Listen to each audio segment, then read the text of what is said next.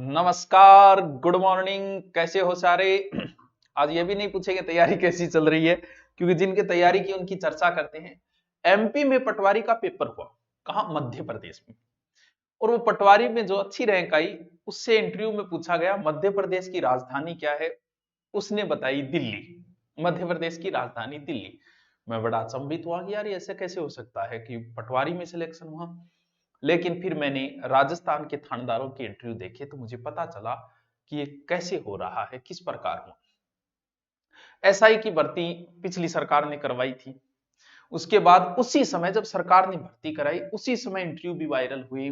कई चीजें सामने आई, किसी एक जिले से इतने सिलेक्शन सामने आई, लेकिन सरकार ने उस पर चुप्पी साधे रखी, कुछ नहीं किया। फिर नई सरकार आई और सबसे पहले एसओजी का गठन किया गया। तब ऐसे लगा कि भी हो सकता है युवाओं को लुभाने के लिए किया जा रहा होगा, या किसी तरीके से ऐसे लगा कि नहीं होगा, ज्यादा कुछ होना नहीं। लेकिन जैसे जैसे एसओजी आगे बढ़ती गई तो समझ में आया कि बड़ा अच्छा कार्य हो रहा है, बड़ा सही कार्य हो रहा है। एसआई की जो भर्ती थी, एसआई भर्ती में मेरा आज तक के सबसे ज्यादा जो चाहे ऑनलाइन कोर्स भी को या यूट्यूब पे भी को, क्योंकि हिंदी ज्यादा मेन है। एसआई की भर्ती से 15 दिन पहले मैंने हिंदी के रोज में वीडियो डालता था कि भर्ती है, इसमें सबसे ज्यादा प्रश्न संज्ञा सर्वनाम विशेषण के आते हैं, उन पे मैंने बड़े अच्छे वीडियो डाले। पर वीडियो पे 1.5 से 2 लाख व्यू आते थे रोज, यानी एसआई भर्ती से लगभग 15-20 दिन पहले। लेकिन जब सिलेक्शन हुआ तो मेरे पास कोई मैसेज ही नहीं आ रहे थे, कुछ ज्यादा मैसेज नहीं थे, वरना तो हर भर्ती के बाद 100-200 मैसेज आ जाते हैं। वो अलग बात है कि हम इसको पब्लिश कभी नहीं करता। मैं सोचा यार क्या बात है, मेरे पढ़ाने में कमी है या गड़बड़ क्या है ये। क्योंकि आदमी को अपने आप पे शंका भी कि भी एसआई पे मैंने सबसे ज्यादा मेहनत की, ऑनलाइन कोर्स सबसे ज्यादा भी किए थे, और ऐसे भी सबसे ज्यादा यूट्यूब पे हिंदी की वीडियो, और एसआई बनेगा उसे मेरे वीडियो देखने पड़ेंगे। लेकिन अब की बार ऐसा हो क्या रहा है, मेरे पढ़ाने में कमी तो नहीं है। तो फिर मैंने एक घोषणा कर दी कि मैं हिंदी अब नहीं पढ़ाऊंगा, लास्ट बार ही पढ़ा रहा हूं। क्योंकि ऐसे लगा कि यार जब आप सही न्याय नहीं कर सकते किसी के लिए तो आपको छोड़ देना चाहिए। पहले मैं 10-10 क्लासें लेता था, अब 10 क्लास लेके मुझे लगता है मैं बच्चों के साथ न्याय नहीं कर रहा, तो मैं कम करती मैंने क्लासें। और जिस दिन लगेगा कि इतने में मैं न्याय नहीं कर रहा हूं, सही नहीं बोला, मैं संन्यास ले लूंगा उस दिन। लेकिन अब धीरे धीरे पता चला कि भाई मेरे बच्चों का सिलेक्शन हुआ क्यों नहीं, मेरे पास पढ़ने वालों का सिलेक्शन हुआ क्यों नहीं। क्योंकि पोस्टें भी आज तक के इतिहास में सबसे ज्यादा एसआई की पोस्टें थी, और फिर भी नहीं हुआ। अब हालत यह है कि इन कैंडिडेट में ऐसा लग रहा है कि 50% कैंडिडेट जो है वो इसी माध्यम से लगे हैं। अरे हालत देखो, पहली रैंक आने वाले को प्रश्न याद नहीं हुए, तो जो पेपर लीक कराने वाले उन्होंने सारी व्यवस्थाएं कर रखी थी, बोले आप हमसे पेपर लीजिए।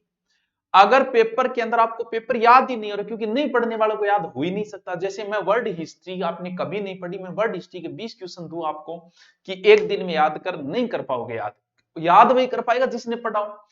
तो उन्होंने एक दूसरी व्यवस्था, वैकल्पिक व्यवस्था कर रखी थी, बोले अगर आपकी पेपर याद नहीं होता है तो कैंडिडेट हम उपलब्ध करवाएंगे। देखो 100 तो डम्बी कैंडिडेट बैठे, पहली रैंक आने वाला कैंडिडेट ही डम्बी बिठाया, कितनी बड़ी बात है। पहली रैंक।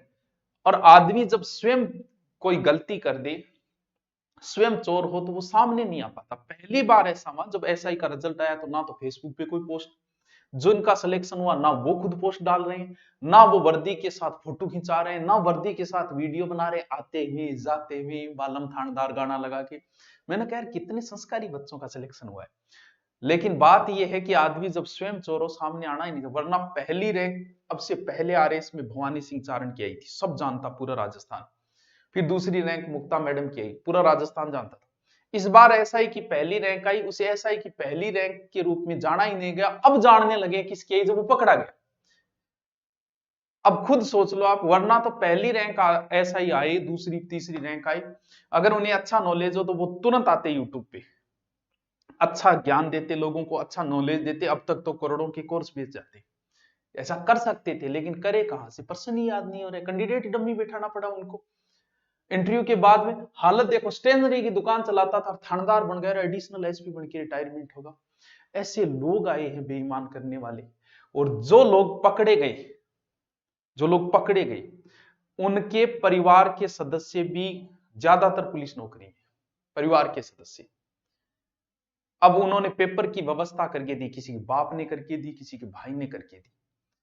अब सोचो जब वो पकड़े गए और महिलाओं ने भी कंधे से कंधा मिला रखा है पूरा, क्योंकि महिलाएं पुरुषों से कम नहीं रहेगी। 15 पकड़ी गई शुरुआत में, जिसमें 9 पुरुष और 6 महिलाएं थी। और महिला कानून में हर मामले में बच जाती है, यहां कैसे बचोगी भाई? सोचो तुम्हारी क्या हालत होगी। अब जब पेपर की व्यवस्था तुम्हारे बाप ने भी करके दी, अब तुम्हारा बाप जब सामने आएगा तो तुम्हारी आंखें उससे जरूर पूछेगी कि बापू मैं तो यही काम चला लेती, अब मेरी क्या हालत हुई। हर बेटा पूछेगा, जिसके भाई ने व्यवस्था करी उस भाई से क्वेश्चन, क्योंकि हो सकता है सिलेक्शन बाद उसने धन्यवाद दिया न दिया, लेकिन अब जो है ना, अब जरूर वो प्रश्न उठेगा कि काश नीले आगे देते तो आज मैं जेड़ के अंदर को नहीं होता।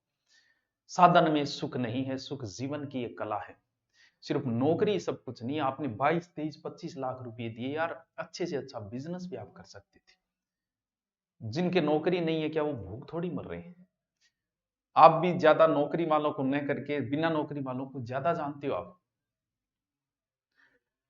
सरकार की सबसे बड़ी समस्या, कांग्रेस सरकार उस समय पिछली सरकार थी, लिपापोती की इसके ऊपर। अगर उस समय गहलोत सरकार अगर एक्शन लेती तो क्या उनकी छवि खराब होती? बिल्कुल नहीं होती।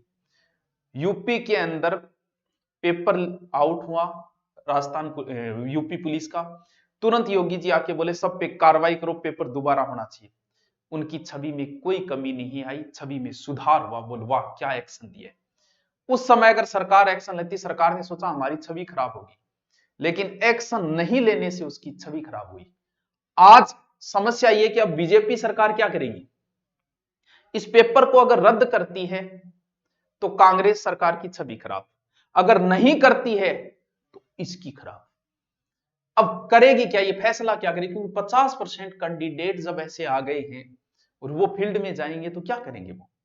50%, ये 10% तो होता ही है, 10% को रोका भी नहीं जा सकता। ये 10% तो होगा ही होगा, भले वो कोई एग्जाम हो, चाहे कितनी टाइट सिक्योरिटी कर देना, 10% होंगे, लेकिन 50% अब 859 जो थानेदार की पोस्ट थी, अगर मैं जिलों का भाग दूं, उस समय के तात्कालिक 33 जिले थे, तो एक जिले की अगर मैं बात करूं तो लगभग 25-26 पोस्टें आती हैं। अगर मैं तहसील का भाग दे दूं 859 है, तो एक तहसील के 2 या 3 पोस्ट आती है। और जब एक एक जिले से 200-200 लगे तो सरकार मुंह कैसे बैठी रही? उनके जब इंटरव्यू वायरल हुए तो सरकार कैसे मुंह बैठी रही? उन्होंने देख के अनदेखा कैसे कर लिया सरकार ने? समझे? सरकार ने सोचा कि हम रद्द करेंगे हमारी भर्ती तो छवि खराब होगी, कतई नहीं होती। तुरंत एक्शन लिया जाता उस समय तो शायद अच्छी छवि बनती सरकार, लेकिन आज अगर लिया जाएगा तो सरकार की क्या बनेगी? तो भर्ती सरकार का निर्णय है ये, लेकिन जिस हिसाब से कैंडिडेट है, 100 डब्बी कैंडिडेट, आज उनकी नींदें उड़ी हुई हैं। थानेदारों को पुलिस वाले पीछे पड़े हुए हैं, थानेदारों को पुलिस वाले गाड़ी में डाल के ले जा रहे हैं, गाड़ी में डाल के क्या हालत हो रही है, रातों की नींद उड़ी हुई है सबकी। अरे इससे अच्छा तो पहले सुकून अच्छा था। ना पद में सुकून है, ना पावर में सुकून है, साधन में सुख नहीं है। अगर आप 25 लाख कहीं इन्वेस्ट करते हो, और ये और देखो जो पकड़े गए वो पहले भी नौकरी में है, उनके फैमिली के सदस्य नौकरी में हैं, और फिर भी उन्होंने 25-25, 30-30 लाख। समस्या ये कि बेचारे नए जो बंदे थे मेहनत करने वाले, उन पे क्या गुजरी होगी? शायद उनकी बद्दुआएं भी लगी होगी, आपको लगेगी। और ये फील्ड में आके भी क्या करेंगे? भ्रष्टाचारी फील्ड में आके क्या करेगा? भ्रष्टाचार। आपका क्या निर्णय? आपको एक हिसाब से इसे रद्द करना चाहिए या फिर पूरी जांच होनी चाहिए? लेकिन अगर पूरी जांच हुई तो इतने लोग निकल के आएंगे कि वो खुद ही सोचेंगे अब कितनों। और वैसे एसओजी को ज्यादा जोर नहीं आएगा, टीम को पकड़ के लाओ, 4% पूछो, पता चल जाएगा, 4% में चल जाएगा। मुझे तो लगता है उन्हें यह भी नहीं पता होगा कि महाराणा प्रताप मेवाड़ से थे या मारवाड़ से, क्योंकि आप देखो स्टेशनरी दुकान चल, पेपर बाय 200 क्वेश्चन याद नहीं हो रहे, डम्बी कैंडिडेट 100 डम्बी कैंडिडेट बैठे हैं इसके अंदर। आप बताइएगा क्या? हमारा तो ये कि इतने सदस्य अगर निकल रहे हैं, 300-400 निकलेंगे धीरे धीरे करके, इतने निकल रहे हैं तो जाहिर सी बात है कि भर्ती रद्द ही होनी चाहिए। अगर कम है तो एक सरकार का निर्णय है कि सरकार क्या निर्णय कर पाती है। Okay, thank you. आप भी अपना कमेंट करके बताएं क्या क्या होना चाहिए इसके अंदर। ओके।